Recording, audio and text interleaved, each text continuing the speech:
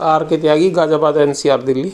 ओम सच्ची जनवाणी नमे चैनल पर आपका स्वागत है। Please subscribe my YouTube channel Om Sachchi Janvani नमे, और वीडियो को शेयर करें अधिक से अधिक ताकि सभी रिटायरी फ्रेंड्स तक जाए, मोटिवेट और मोबिलाइज हो। उसके अलावा लाइक और कमेंट भी करें, और वीडियो को लाइक, कमेंट और शेयर करने से हमारी मदद होती है।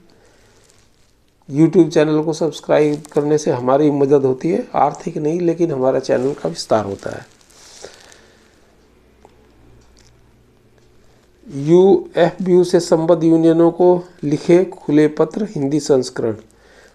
7/12/2023 में यूनियन एसोसिएशन की पेंशन रिवीजन की मांग को AIBA ने तोड़ा मरोड़ा। जानबूझकर या अज्ञानता में यूनियनों ने इसकी अनदेखी की।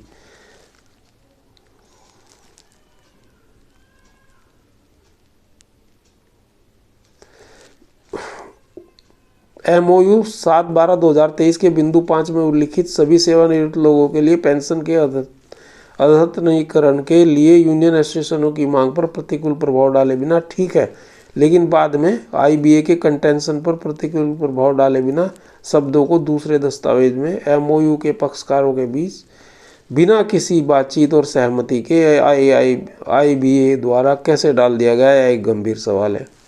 7/12/2023 के MOU में ऐसा कोई IBA का कंटेंशन नहीं।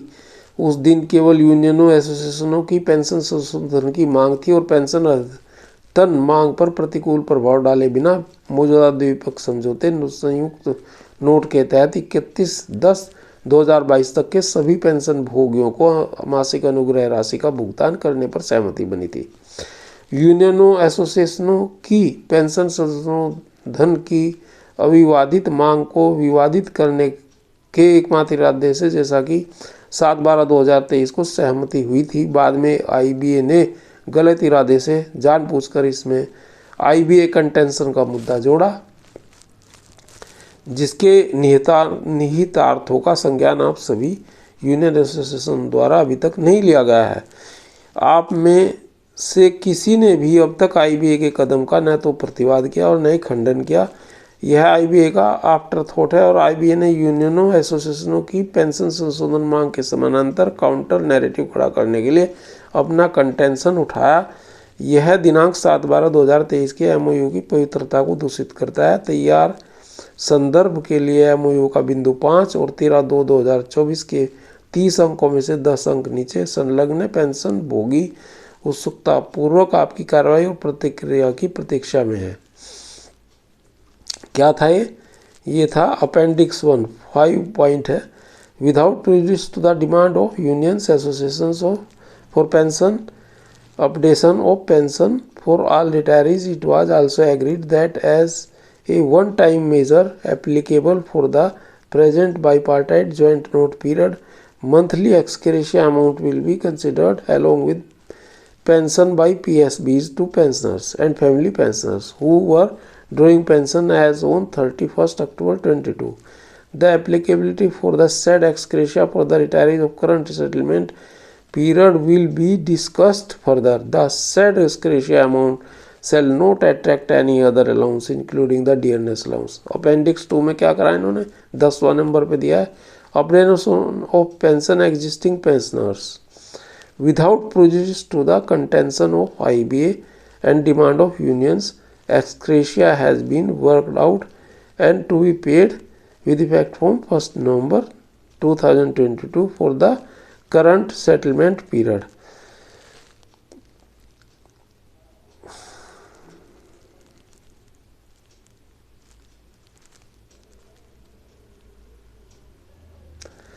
तो अच्छा, एक ये मेरे पास और भी आया है इसके अलावा, pay revision and pension revision are inseparable. 35 if it was only 1986 to 1987 retirees, why amended in 2003 and continued till date with amendments? Number 30, pension updation is not prescribed, why ex gratia agreed in 12th BPS? Regulation 56 says if we have different interpretation of rules, interpretation of Central Civil Pension Rules 1972 will be applicable. Number 5, pension regulation were faulty and incomplete. That is why strike clause and fortification of service clauses were removed and clear clause of updation of pension needed 35(1). 6th, originally updating pension clause was not in Central Civil Pension Rules 1972, but Pay Commission recognized it. Similar was the condition in states, Army, RBI, NABARD, LIC, GIC and other where pension updation implemented. Same is the case for us. Improvement in pension is the regular feature. Originally, family pension for 1986-87 retirees was fixed for ₹1,000. It was enhanced 50% of basic with DA. Again, minimum payment of 10,000. So the similar law is applicable on us for updation of pension. ये are के वर्मा जी सहारनपुर ने लिखा है, और जो मैंने हिंदी में पढ़ा था वो सारा जो without contention with contention of IBA की जो उन्होंने ऐड करी थी वो है शुक्ला जी का, with the contention of IBA, तो वो उसमें ऐड करा, वो शुक्ला जी ने भेजा था मुझे। और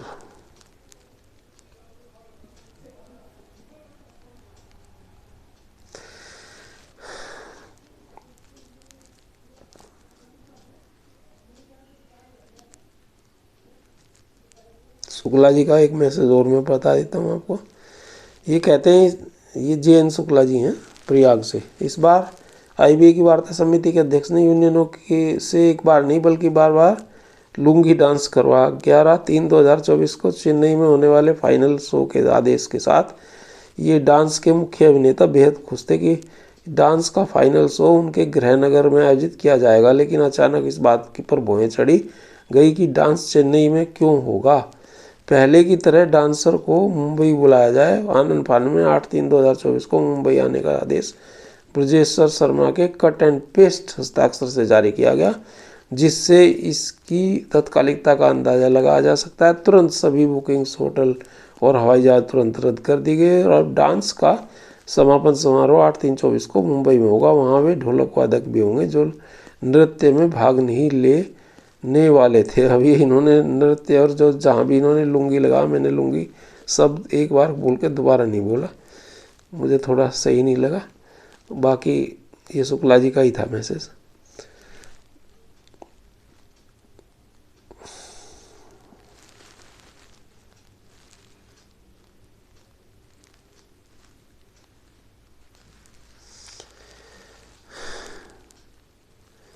अच्छा, ये शर्मा जी ने मुझे लिखा, वो जो मैंने लिखा था उन्हें कुछ थोड़ी सी दूसरों को लिखा था, लेकिन वो उसमें फिर उन्होंने मुझे एक मैसेज भेजा, पिछले वीडियो में मैंने बताया था। वो कहते हैं, प्रिय मित्र, आज मुद्दे को टालने के लिए सरकार एक्सग्रेशिया दे रही है, जिसमें कुछ महीने चल जाएंगे। चुनाव निकलने के बाद फिर से हटा कर कुछ और दे देगी, लेंगे तब 2002 से पहले हमारे जैसे लोग फोटो में हार पहनते हुए नजर आने लगेंगे। और फिर क्या होगा, मूवमेंट होगा, विरोध होगा, वो गर्मजोशी नहीं मिलेगी जो आज दिख रही है। IABRWA अपने 600 रुपये के मेंबरशिप फीस से 3 बार प्रदर्शन कर चुकी है, जिसमें एक बार सरकार ने